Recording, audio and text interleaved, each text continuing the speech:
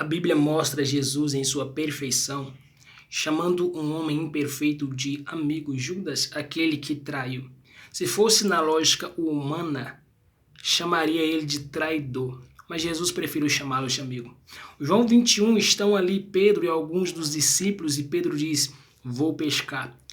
E eles respondem: eu vou contigo, ou seja, poder de influência que aquele pecador que nós poderíamos chamar daquele que nega tinha. Ele tinha influência.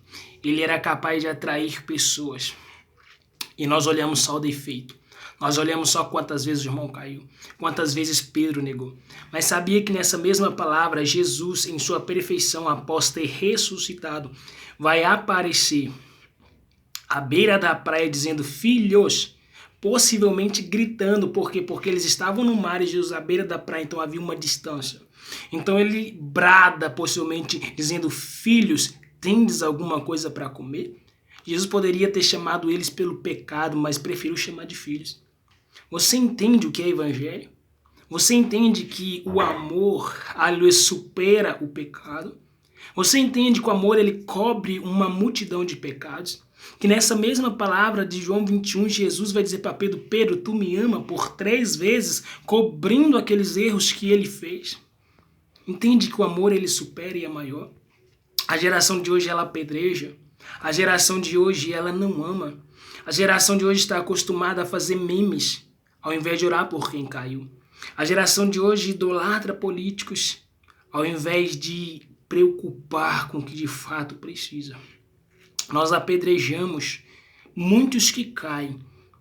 Nós decretamos o fim daqueles que caíram. Mas será que você acreditaria que Deus daria uma chance para Davi? Davi que cometeu adultério e se tornou um homem segundo o coração de Deus? Você acreditaria que Deus transformaria um Saulo de perseguidor da igreja? Aquele que anunciaria a fé que antes destruía? Você crê que Deus poderia ter feito isso? Você acreditaria que Sansão, apesar de tanto erro, Deus poderia dar a ele na última hora uma outra oportunidade, se lembrando dele? Se fosse você, você daria aquele ladrão na última hora, na cruz, uma única chance? Então, por que Jesus, em sua graça, abraçou esses pecadores? Porque está escrito: onde o pecado abundou, superabundou a graça. Porque Jesus, amando esses pecadores, nós queremos odiá-los? Por que tanto meme e pouca oração? Por que tanto ódio e pouca oração? Sabia que Deus ele não tem prazer na morte do ímpio?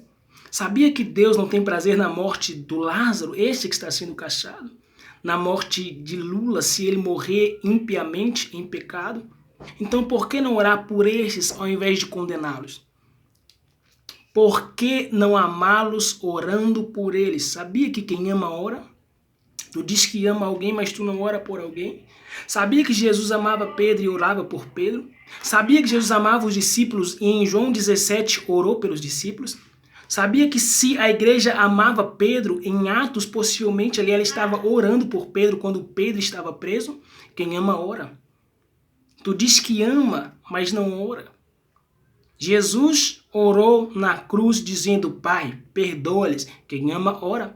Estevão se põe de joelhos diante das pedradas e diz: não cobra deles tal pecado, algo do tipo, ou seja, está orando mediante as pedradas. Amor nos leva a orar.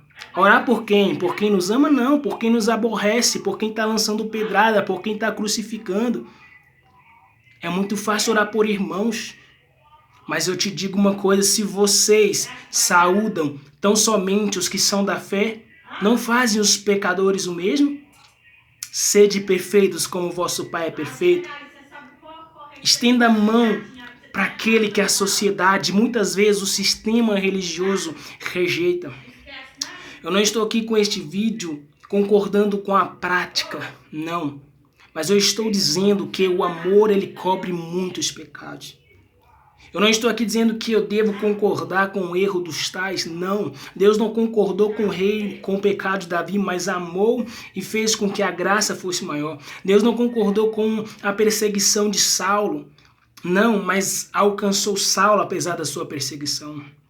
Você não precisa concordar com os erros de ninguém. Você precisa condená-los abertamente, repreendê-los com amor, porque aquele que vê o seu irmão no erro e o trazer de volta salvou da morte uma alma, e uma multidão de pecados será coberta. Mas nós devemos encaminhar o tal com espírito de mansidão e não com ódio no coração. E quantas vezes nós, irmãos, dizemos que amamos, mas odiamos? Quantas vezes nós dizemos que amamos, mas amamos tão somente aqueles que professam a nossa fé?